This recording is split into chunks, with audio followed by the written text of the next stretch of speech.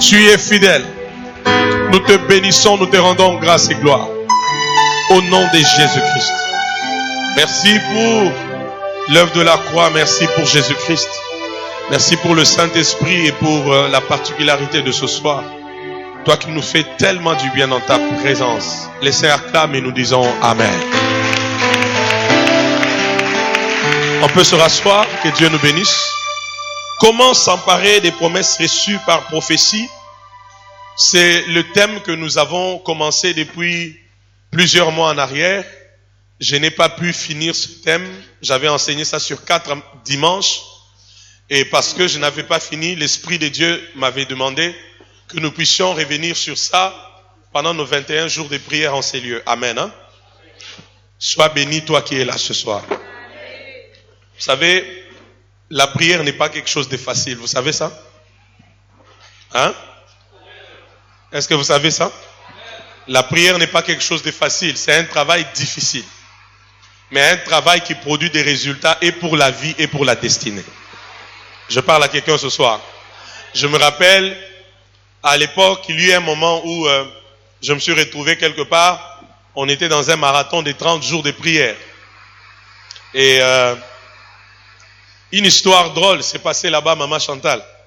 C'est qu'il y avait un ancien de l'église. Quand c'est les moments de la louange comme ça, quand on chante, il est là. Quand c'est les moments de la parole, il est là. Je parle à quelqu'un? Mais dès que le moment de la prière commence, il ne réfléchit même pas 4 fois. Vous le verrez, il s'élève bonnement, il sort et il est parti. Il reviendra qu'à la fin de la prière ou après que la prière soit finie. C'est là où j'ai compris que la prière, c'est un travail difficile. Alléluia.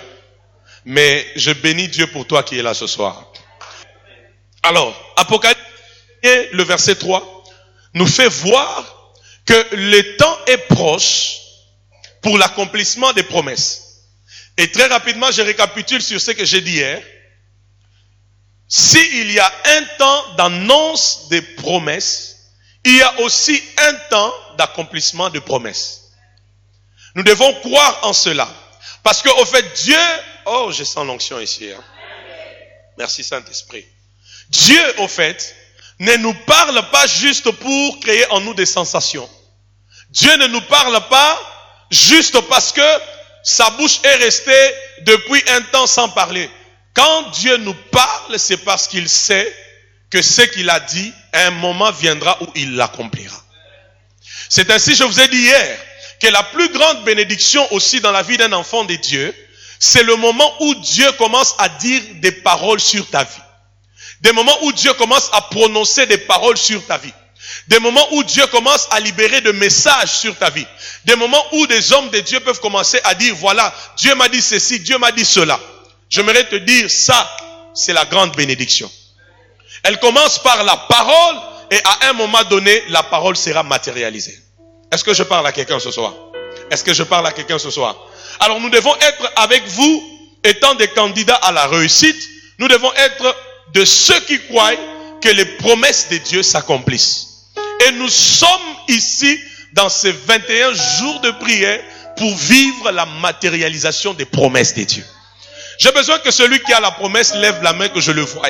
Si tu en as même une, lève la main. Ok. Maintenant, si tu as des promesses que tu n'as pas encore matérialisées, lève bien la main, j'aimerais te voir. Moi, je suis le premier, je peux lever même mes 2 mains et mes 2 pieds. Alléluia. J'aimerais te dire que Dieu est fidèle à ses promesses. Dieu est fidèle à ses promesses. C'est pourquoi je vous ai dit hier, toute vraie promesse venant de Dieu connaîtra toujours un moment d'impossibilité. Lorsque tu traverses un moment d'impossibilité, c'est un signe que les promesses que Dieu t'a faites sont presque au point d'être matérialisées. Il dit à Abraham, sors de la maison de ton père, 75 ans. Toutes les nations de la terre seront bénies par toi. Mais c'est vers quel âge? 100 ans. Maintenant, je me mets à la place d'Abraham, de Sarah, quand ils ont 89 ans, 92. Je m'imagine à leur place. Certainement, ils se disent, mais est-ce que ce que Dieu avait dit là va s'accomplir? Lorsque les choses prennent comme l'élan de l'impossibilité, c'est la preuve que bientôt la matérialisation va arriver. Amen. Hier, je vous ai parlé des 2 clés. Aujourd'hui, j'en parlerai encore. Hier, j'ai parlé de la première clé, partant de l'histoire de Christ qui fait la promesse à ses disciples. Il leur dit, allons à l'autre bord. Parce que je vous ai dit, dans les promesses de Dieu, il y a la parole de Dieu. Et Christ leur donne une promesse, allons à l'autre bord. Mais cependant, quitter de là où ils étaient pour l'autre bord, ce n'était pas facile. Ils ont rencontré le vent contraire. À un moment donné, la Bible dit, le vent est devenu encore fort. Mais j'aime la finalité, la Bible dit, et le vent se calma. Le même vent contraire, le même vent fort, à un moment donné, finira par se calmer. Et c'est là où je vous ai donné la première clé. C'est de réaliser les dieux qui a fait la promesse. Si tu veux vivre la matérialisation de promesses, premièrement, réalise que c'est Dieu, pas un homme. C'est Dieu qui a fait la promesse. Et Nombre 23, 19, la Bible dit, il n'est pas un homme pour mentir, ni un fils de l'homme pour se repentir. Ça veut dire, le Dieu qui nous fait la promesse, il est fidèle.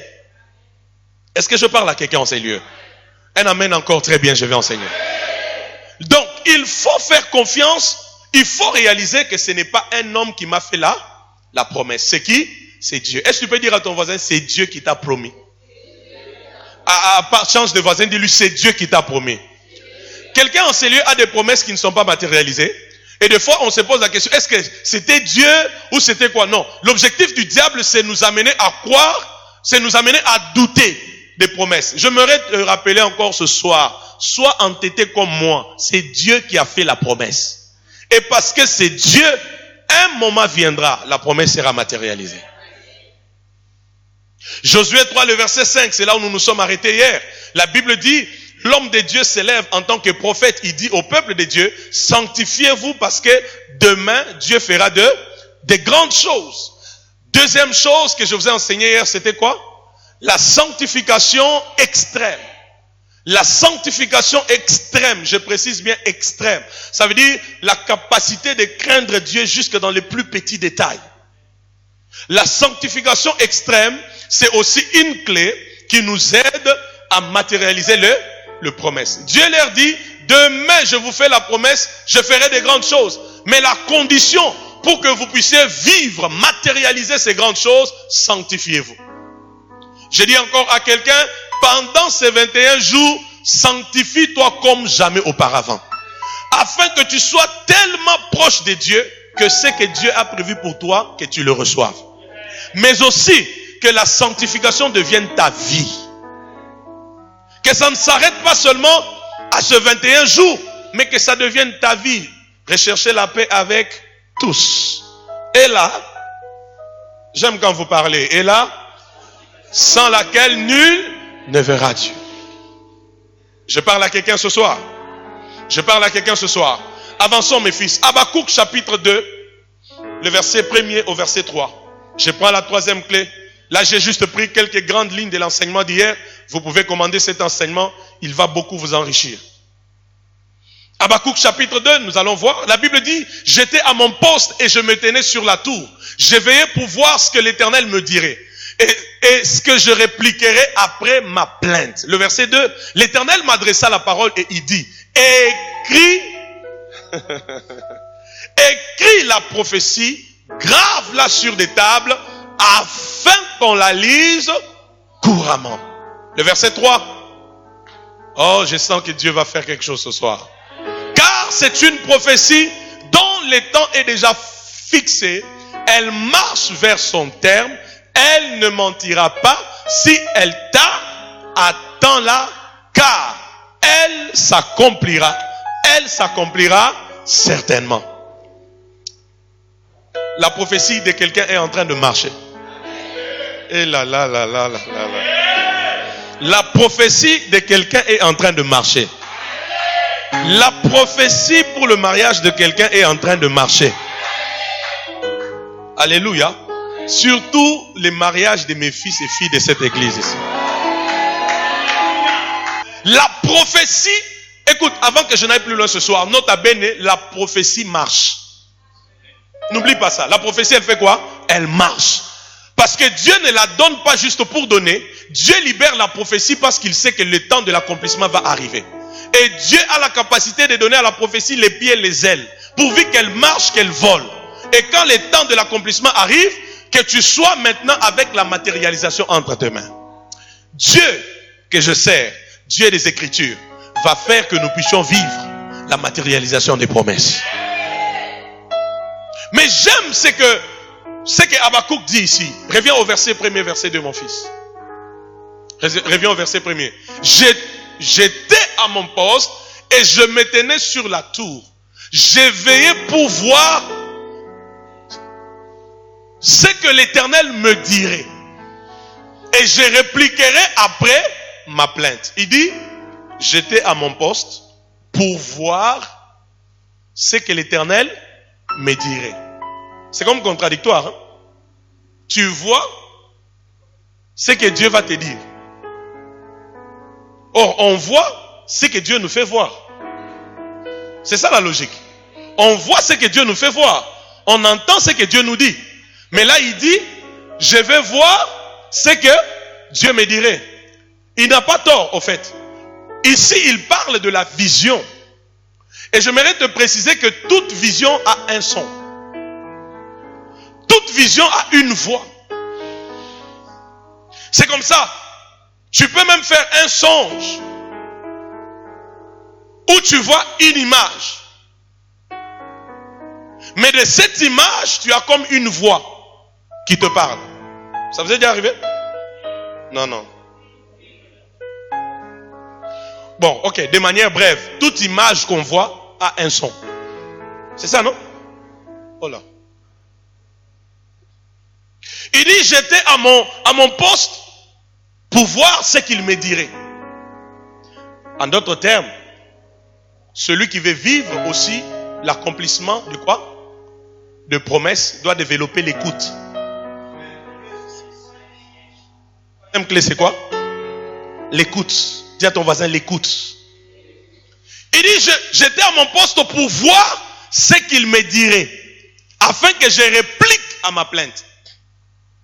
Pour répliquer, ça veut dire qu'il a écouté ce que Dieu voulait lui dire, même en utilisant le langage d'une vision, d'un songe, même d'un message codé.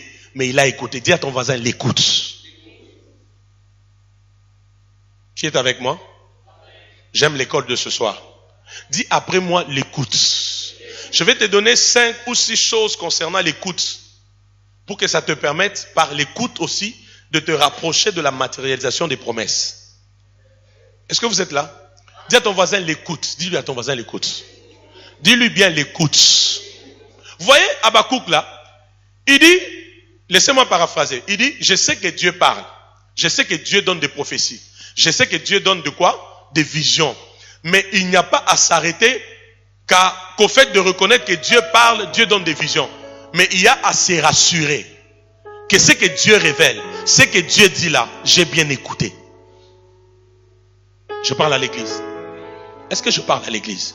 Il y a à se rassurer que ce que Dieu a dit, je l'ai bien saisi, je l'ai bien capté. Première vérité, écrivez. Sur l'écoute.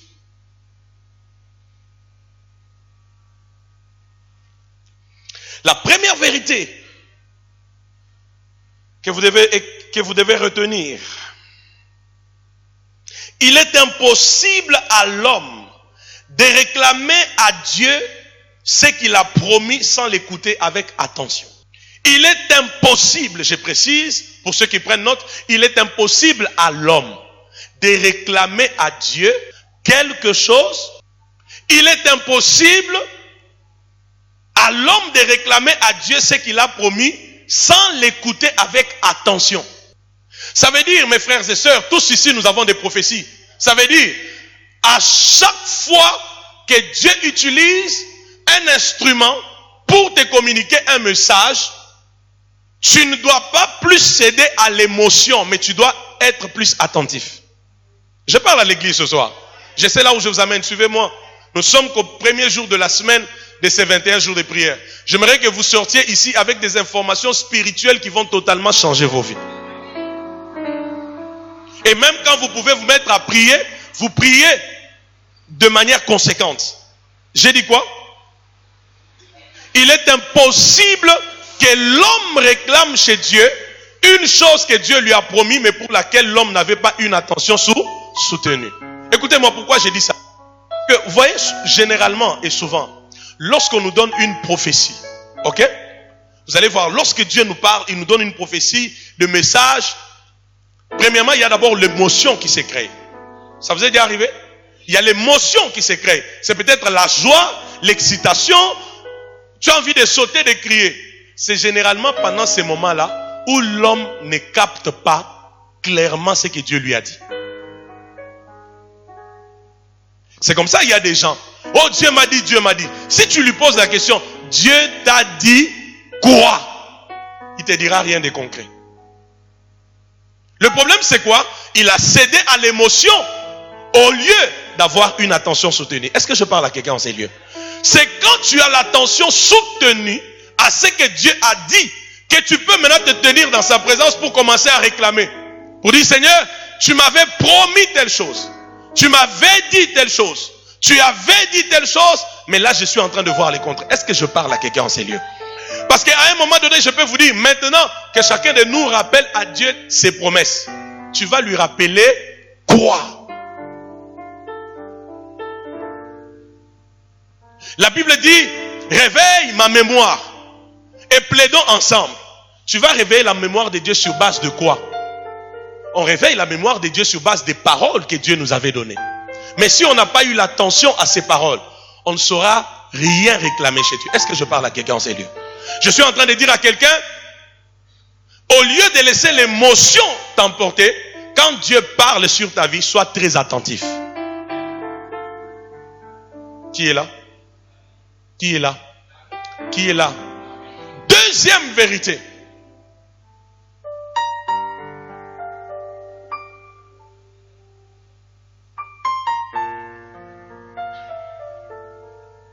Il faut être sûr de ce qu'il a dit exactement.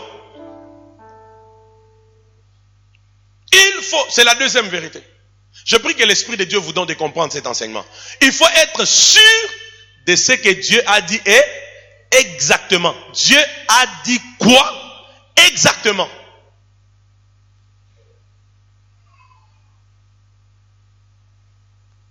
Dieu a dit quoi? Pose la question à ton voisin. Dieu a dit quoi? Pose-lui bien la question. Dieu a dit quoi? Parce que des fois même nous accusons Dieu. Zamango, Bilakango, Ezomela, Ezomela. Mais Dieu avait dit quoi exactement?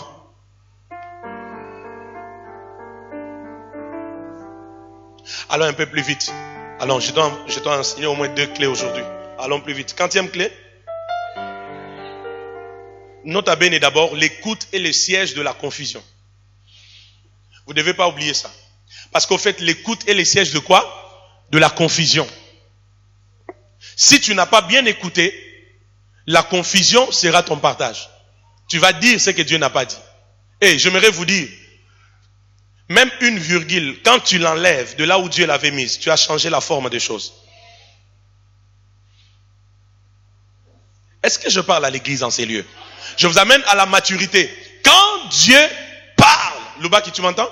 Quand Dieu parle, il faut être attentif. C'est là où tu pourras réclamer à Dieu pour dire, tu m'avais promis telle chose. Avançons. 40e clé. 3e clé.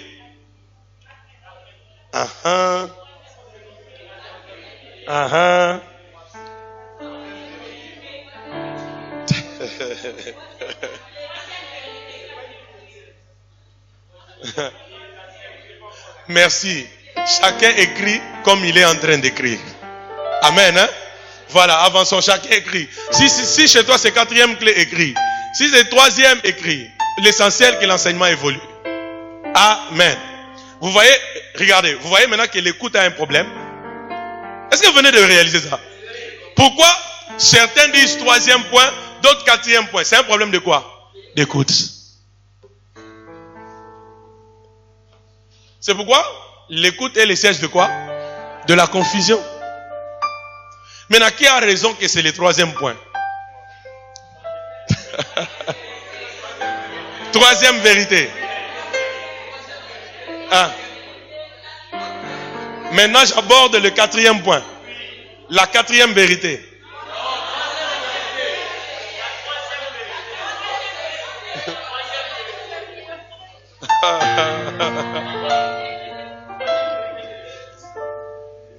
Bon, chacun écrit comme il pense écrire. Avançons. Le point suivant. Oh Dieu, fais-nous encore du bien, Seigneur. Bon, le point suivant, j'allais dire 40e point. Il faut apprendre à écouter. Écrivez tel que je vous le donne. Il faut apprendre à écouter et à assimiler tout ce que son esprit nous dit.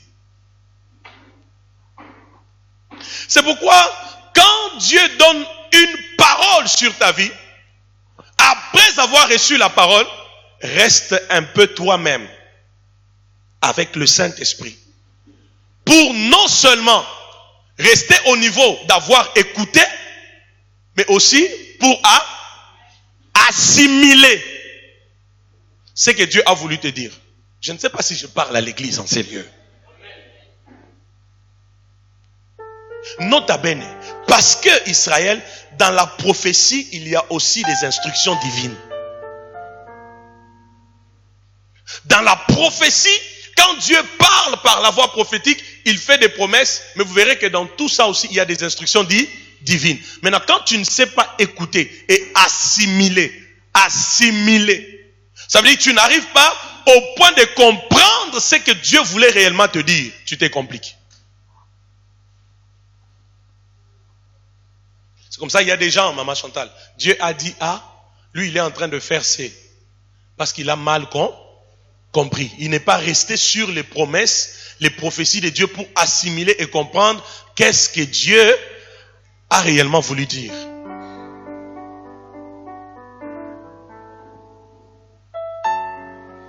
Quelqu'un est là? Moi je connais des gens. Et c'est même dans la vie, il y a des gens qui ont pris des mauvaises directions parce qu'ils ont mal écouté. Ils ne sont pas arrivés jusqu'au point d'assimiler pour comprendre ce que Dieu voulait dire. Avançons, je dois toucher le deuxième point. Avançons.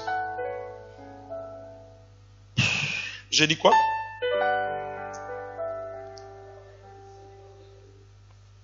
Dans la prophétie, il y a des instructions divines. Alléluia. Il y a des instructions divines. Il y a des gens comme ça. Ils sont passés à côté de beaucoup de choses. Pourquoi? Parce que même quand Dieu leur parlait là, dans ce que Dieu disait, il y avait déjà des instructions divines. Mais par manque d'assimilation, ça se dit, ils n'ont pas pu détecter les instructions que Dieu leur avait données. Par quoi? Par la prophétie. Est-ce que je parle à quelqu'un?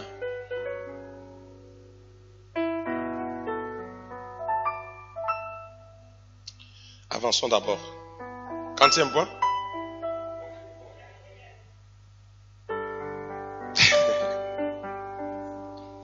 Le point suivant, par rapport à l'écoute, il faut bien écouter l'ensemble et chaque mot,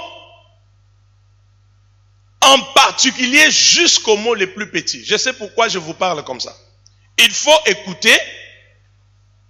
Il faut écouter quoi? L'ensemble de la prophétie et chaque mot jusqu'au mot les plus petits.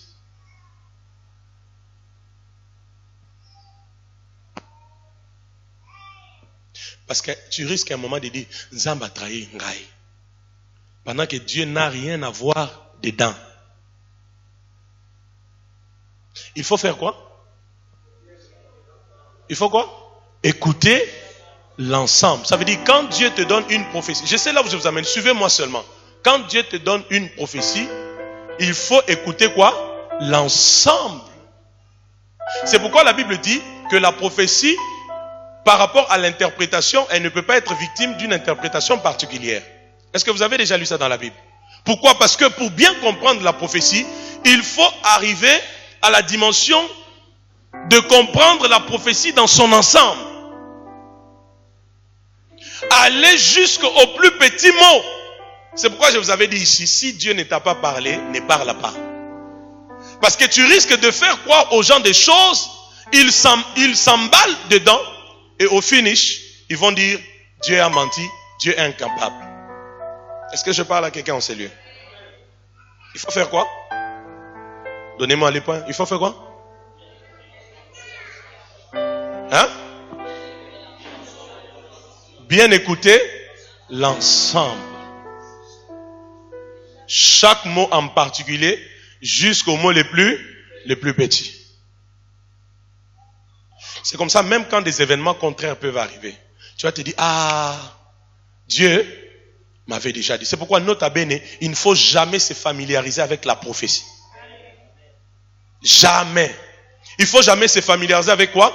Avec la prophétie. Ce sont des gens qui se familiarisent avec la prophétie, qui, même quand Dieu parle, ils banalisent. Même quand Dieu parle, il banalise. C'est comme ça, par exemple, ici chez nous à l'église, j'ai même instruit que quand il y a des gens qui prophétisent, qu'on enregistre. Parce qu'une phrase qui peut être mal comprise, mal notée, peut nous amener dans autre chose. Il ne faut jamais se familiariser à quoi? À la prophétie. J'ai dit à quelqu'un, même un petit mot que toi tu peux négliger peut être le message que Dieu voulait te donner.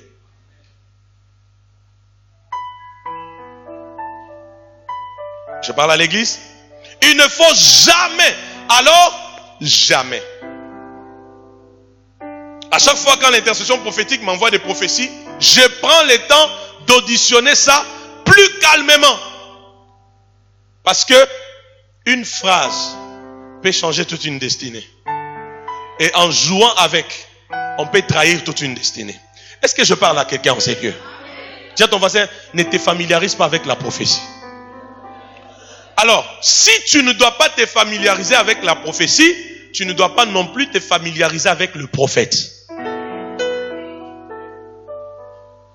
C'est là où je peux venir ici rempli d'onction, je parle sur toi, je déclare sur toi, tu trouves ça normal parce que tu t'es déjà habitué. Mais pour quelqu'un d'autre, il va se dire, si cette bouche peut s'ouvrir pour parler, alors tout ce qui sort de cette bouche-là, c'est Dieu qui parle. Combien de fois, je reçois des fois des messages des gens, même jusqu'à hier au culte. Il y a quelqu'un qui m'a vu, il m'a dit, papa, quand vous étiez à genoux en train d'adorer là, j'ai vu un ange de Dieu qui distribuait des manteaux, ainsi de suite. Mais je voyais des gens qui recevaient et d'autres qui ne recevaient pas. Et je pouvais bien écouter les paroles de la personne. Elle dit, les personnes qui étaient conscientes, les personnes qui étaient assoiffées, c'est elles qui recevaient. Mais celles qui n'étaient pas conscientes et tout, ne recevaient rien.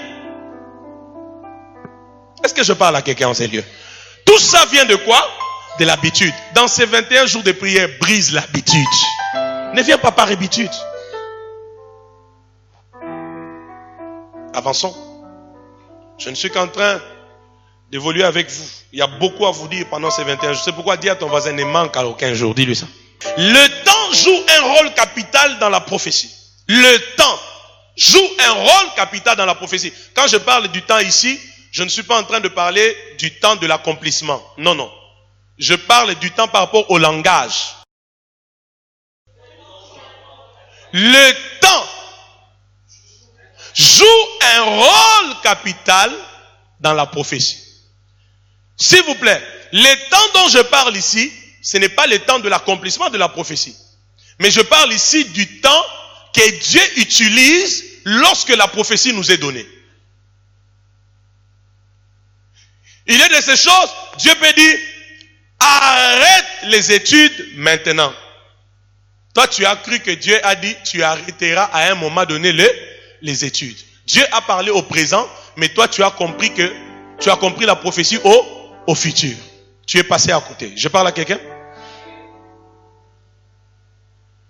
Le temps joue un rôle capital. C'est pourquoi même toi qui prophétises, rassure-toi d'avoir bien entendu avant de parler. Parce que tu peux utiliser un temps que Dieu n'a pas utilisé. Et la personne croyant à la prophétie prend ça, il s'emballe et il est bloqué. Est-ce que je parle à quelqu'un en ces lieux? Le temps, c'est pourquoi quand Dieu te parle dans l'écoute, tu dois aussi comprendre. Quand Dieu parle de mon mariage, de mon travail, de mon ministère là, il a utilisé quel temps? Maintenant, demain ou après-demain. Parce que nous servons un Dieu de toute précision.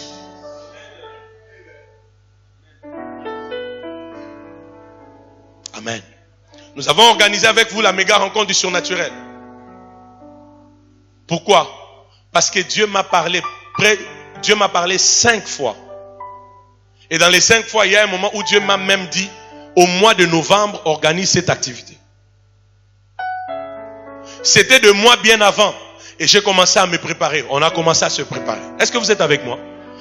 Maintenant, vous verrez que quand tu fais une chose dans les temps que Dieu t'a dit, tu ne fournis pas trop d'efforts.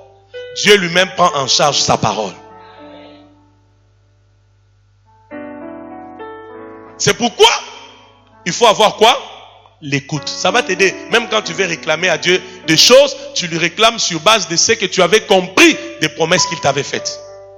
Ce soir, j'aimerais te poser la question, Dieu t'a-t-il promis quoi?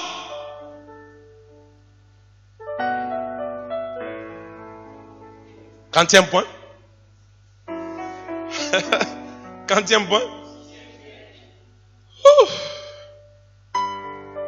Sixième point. Ça, c'est quelque chose que moi, je fais souvent. Écrivez le 6e point. Il faut écrire et enregistrer pour bien comprendre ce que Dieu vous a dit et s'en souvenir. Il faut faire quoi? Dans l'écoute. Il faut écrire et enregistrer. Même Habakkuk a dit quoi? J'étais à mon poste pour voir ce qu'il me dirait. Je répliquerai à ma plainte et il lui dit quoi? Écris la prophétie afin qu'on la lise couramment. D'ailleurs, ceux qui ont fait le latin ici peuvent nous dire, on dit les paroles s'envolent, mais les écrits restent.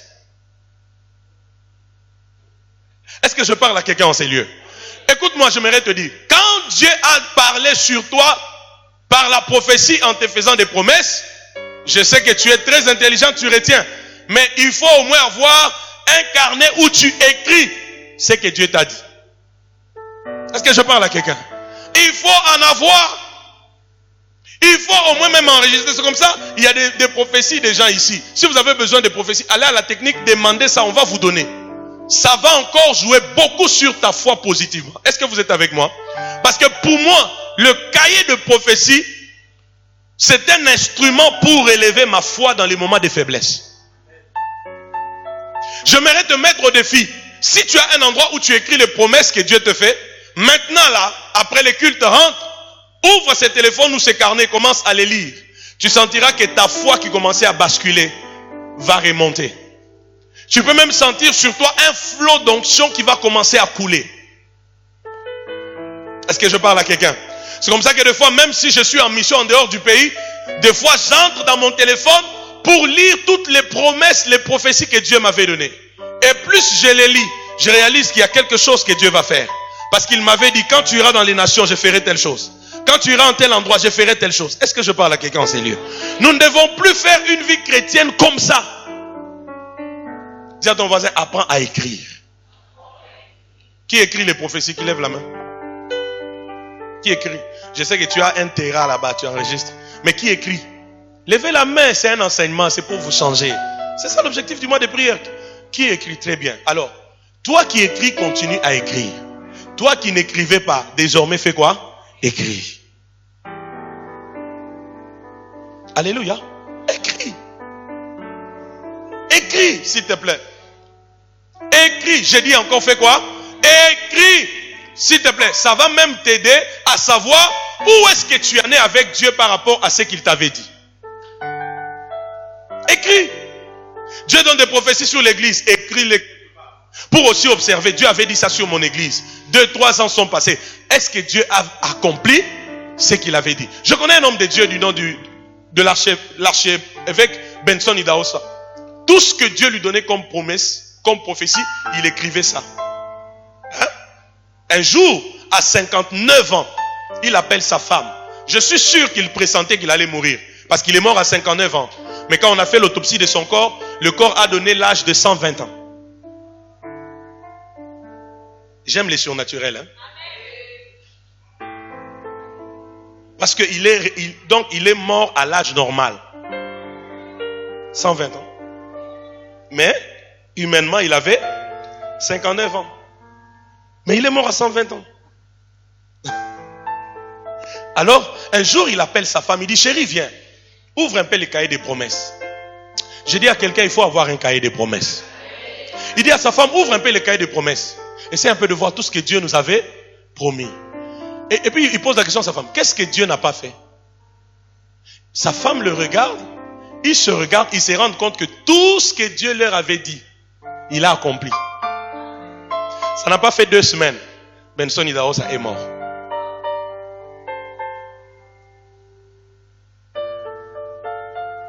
Donc même lui a compris que là, la mission est finie.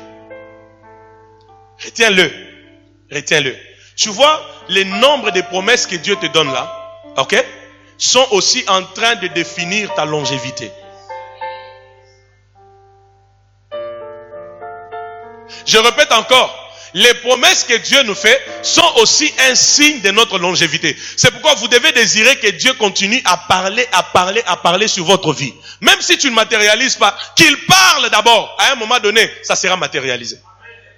Je vous pose la question, réfléchissons, maman Chantal. Si maintenant, Coco, si maintenant Dieu accomplit tout ce qu'il t'a dit, ça veut dire que demain tu vas mourir? Oh. Mais tu vas encore continuer à vivre pourquoi? Est-ce que vous comprenez ça? Là, vous n'aimez pas parce qu'il s'agit de la mort. Mais si Dieu, aujourd'hui, accomplit tout, alors, tout, qu'est-ce qu'il y a d'autre?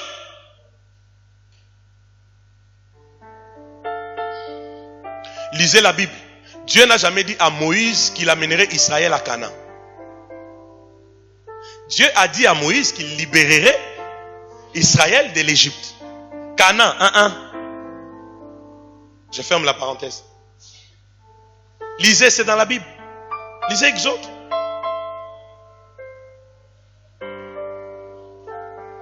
Qui a compris? Dis à ton voisin, enregistre les prophéties. Maintenant, je te pose la question ce soir et maintenant. Qu'est-ce que tu peux réclamer à Dieu? On peut avancer?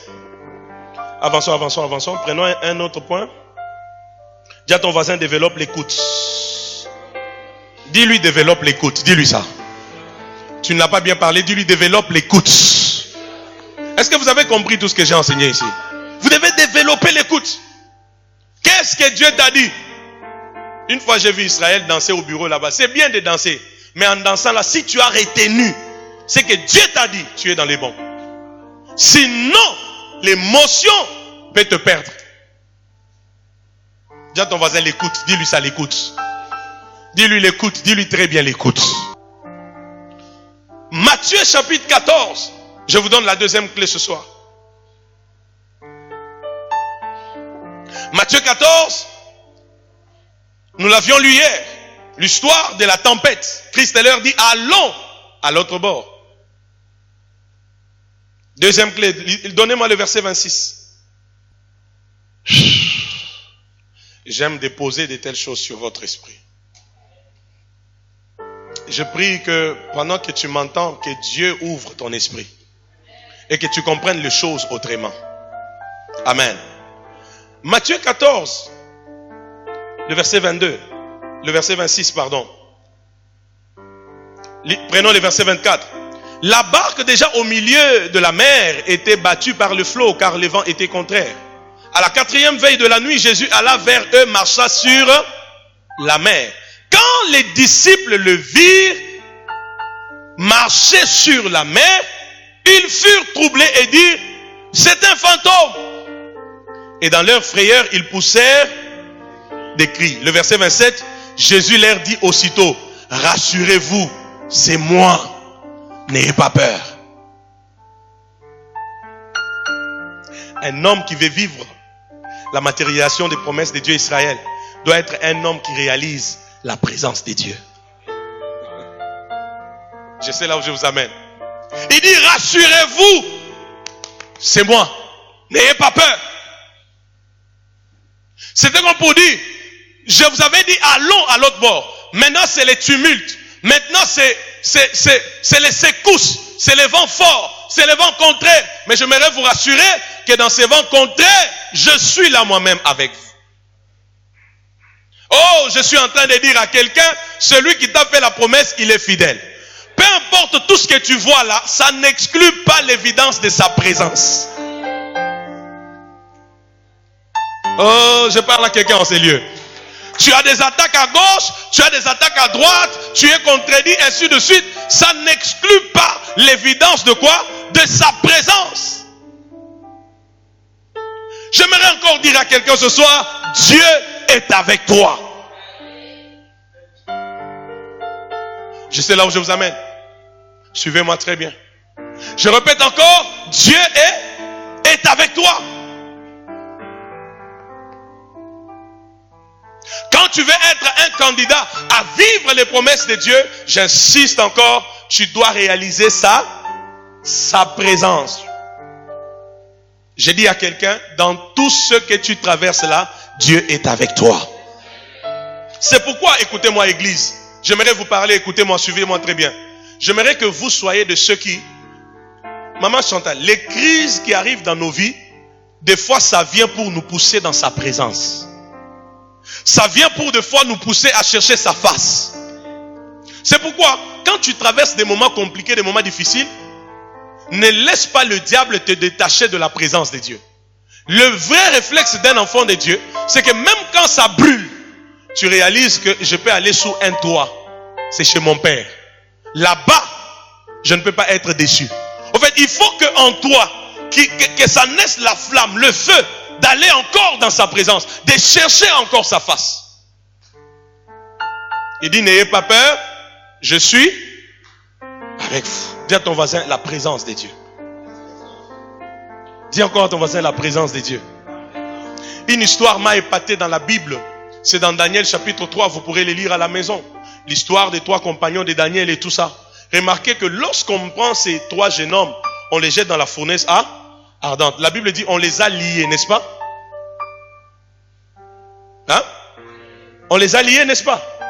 On les a jetés, n'est-ce pas?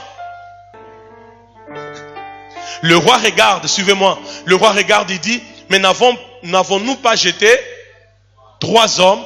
Maintenant, je vois 4. Et le 4e, il a comme le visage d'un fils de qui? De Dieu. Maintenant, lorsqu'on sort, suivez-moi très bien, lorsqu'on sort, Shadrach, Meshach, Abednego de la fournaise ardente, la Bible dit, ils sont sortis avec leurs habits.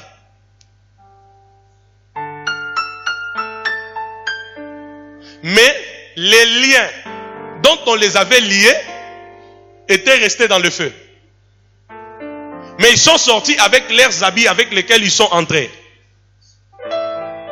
Et la Bible dit même qu'on ne sentait pas sur leurs vêtements l'odeur du feu. Le problème, c'est parce que dans ces feux-là, il y a une 4e personne qui est apparue.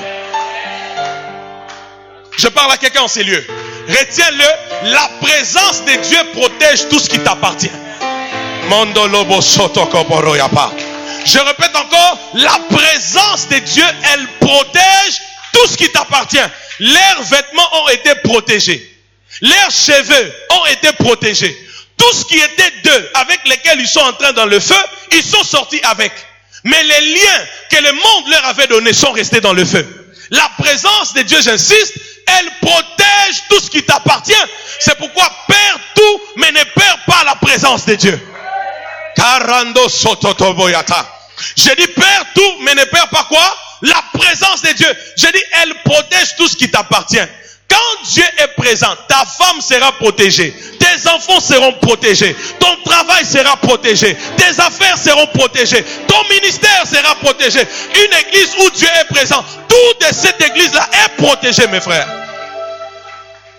Quelqu'un peut entrer avec ses démons, des sirènes, Mami Wata, Tati Wata, tout ça. Il entrera avec, mais il ne sortira pas avec. Parce que ici, la présence de Dieu est là. Est-ce que je parle à quelqu'un en ces lieux? J'ai besoin que dans ces 21 jours de prière, que tu sois inondé par la présence de Dieu, débordé par la présence de Dieu, saturé par la présence de Dieu. Au point où, partout où tu arrives, que tu y amènes la présence de Dieu. C'est là où il y aura la protection de tout ce qui t'appartient.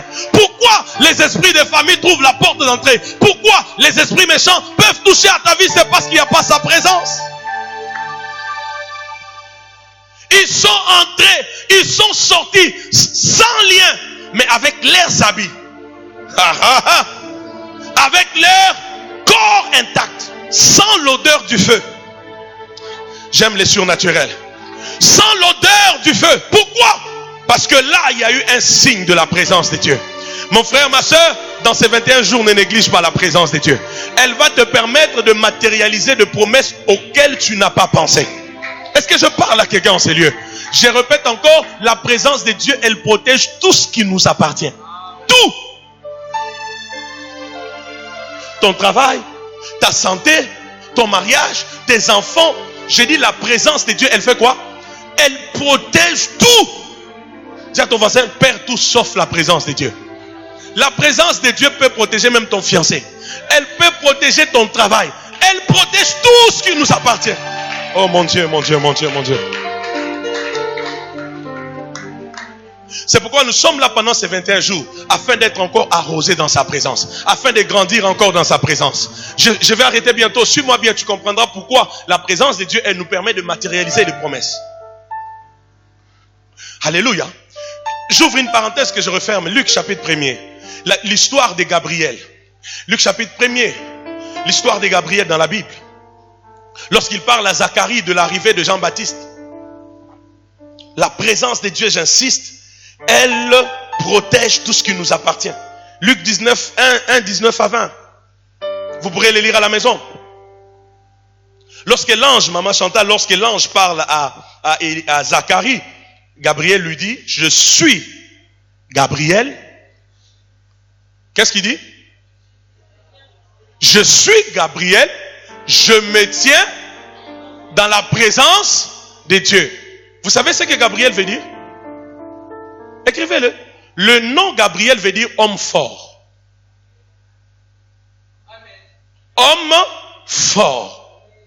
Maintenant tu comprends pourquoi il est fort? Tu n'as pas compris. Gabriel veut dire homme fort. Qu'est-ce qui les rend forts? Ah, tu as compris, tu as compris.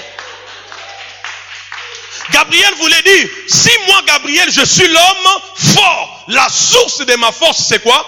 C'est la présence de Dieu. C'est parce que je me tiens dans sa présence que je suis un homme fort. J'ai dit à quelqu'un, c'est ça la source de notre force. En ces 21 jours, cultive la présence de Dieu à une autre dimension.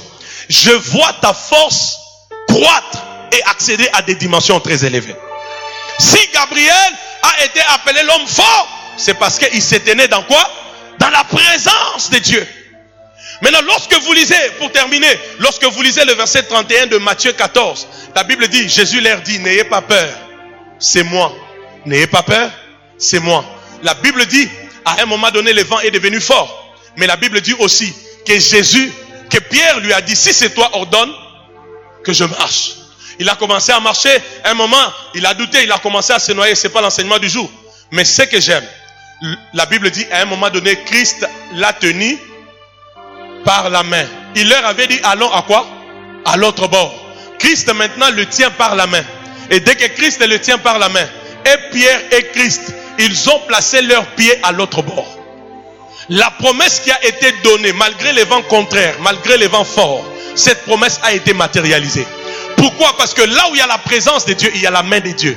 Et parce que la main de Dieu est là, elle te prendra de là où tu es pour t'introduire dans la zone de la matérialisation des promesses. Est-ce que je vous parle ce soir, mes frères? Il le tenait par la main. Et ils sont arrivés à l'autre bord. Ils ont même traversé pour un autre village. Pourquoi? Il était présent. Sa main a agi. Là où il y a la présence de Dieu, la main de Dieu est là. Et cette main, elle va te prendre de nulle part pour t'introduire là où c'est inscrit les lieux de la matérialisation de quoi? De la promesse. Parce qu'il a dit allons à l'autre bord. C'est une promesse. Et il a matérialisé. Par quoi? Par sa présence, en étendant sa main. La promesse a été matérialisée. Et même, la Bible ajoute, et le vent fait quoi? C'est ça.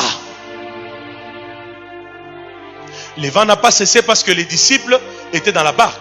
Le vent a cessé parce que Jésus était là. Je répète, le vent n'a pas cessé parce que les disciples étaient seulement dans la barque. Mais le vent a cessé parce que Jésus était là. Qui a compris? Qui a compris? Qui a compris? Oh, je répète, qui a compris? Il y a une chose que tu ne dois pas perdre, c'est quoi? C'est sa présence. Quand tu l'as, tu as l'évidence que sa main est avec toi. Cette main te prendra jusqu'à t'amener au territoire appelé matérialisation de quoi? De la promesse. Parce que celui qui a fait la promesse, il est fidèle.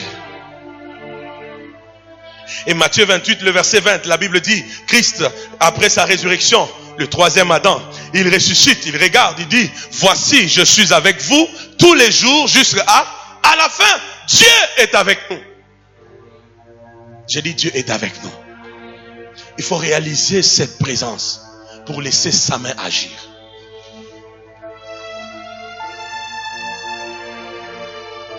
C'est pourquoi il faut aimer venir à l'église. Parce que plus on vient à l'église, ici on rencontre la dimension de la présence de Dieu communautaire. Il est de ces choses, même seul dans ta chambre, Dieu ne le fera jamais. Mais dans la communauté comme ça, Dieu peut le faire. C'est comme ça que des fois quand tu pries seul à la maison, tu as une lourdeur. Mais quand tu viens ici, tu te retrouves en train de prier, tu exploses. Pourquoi? Parce qu'il y a des choses, il est doux et agréable de frères de faire quoi? De demeurer ensemble. C'est là où Dieu répand quoi? L'huile précieuse. Je parle à un candidat à la réussite en ces lieux. Que Dieu est avec toi. Et les promesses qu'il t'a faites, tu vas les matérialiser. Rien qu'à cause de sa présence dans ta vie, c'est l'évidence que bientôt la main de Dieu va te tenir. Et elle va t'amener au territoire de la matérialisation de la promesse. Est-ce que je parle à quelqu'un en ces lieux? Tu te retrouveras à l'autre bord. Tu commenceras à regarder, tu dis, je viens du nord, maintenant je suis au sud. Mais avant d'arriver au sud, je suis passé par la mort, par les accidents, par les tempêtes, par les trahisons, par les déceptions. Mais parce qu'il était avec moi, que 1000 tombent à ma gauche, que 10 000 tombent à ma droite, je ne serai point atteint. Avec Dieu, nous faisons des exploits et il écrase nos ennemis. Si Dieu est avec nous, qui sera contre nous? Est-ce que je parle à quelqu'un en ces lieux? La main de l'Éternel va te prendre de là où tu es pour t'amener dans les territoires de l'accomplissement. Lève-toi là où tu es, commence à acclamer sa présence, à bénir sa présence dans ta vie. J'ai dit lève-toi là où tu es, commence à acclamer et à bénir sa présence dans ta vie. Commence à acclamer et à bénir sa présence dans ta vie. J'ai dit encore à un homme, à une femme qui est venue ici avec un cœur disposé, Dieu est avec toi, Dieu est avec toi, Dieu est avec toi, Dieu est avec toi. Peu importe les réalités, les combats, j'ai dit Dieu est avec toi. Sanctuaire de gloire, peu importe les défis, les challenges, Dieu est avec nous. Acclame, acclame, acclame, acclame et célèbre sa présence.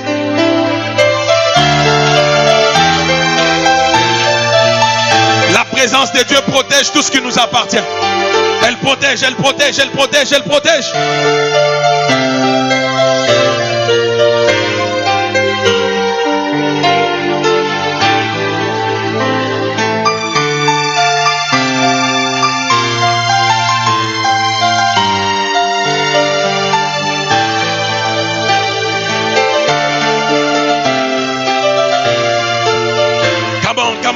Come on. Acclame, célèbre sa présence. Confesse qu'il est avec toi. Confesse qu'il est avec toi. Et sa main, parce qu'il est présent, sa main est avec toi. Elle te prendra pour t'amener au territoire de la matérialisation de la promesse. Parce qu'il a dit, allons à l'autre bord. Allons à l'autre bord. Est-ce que quelqu'un peut célébrer la présence de Dieu dans sa vie? Elle te prendra. Sa présence fera que sa main te prenne pour t'amener dans ces mariages-là, pour t'introduire dans ce travail-là, pour t'introduire dans cette élévation-là. La main de Dieu, là où Dieu est présent, sa main est là.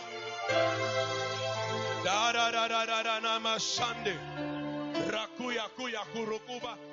Bode.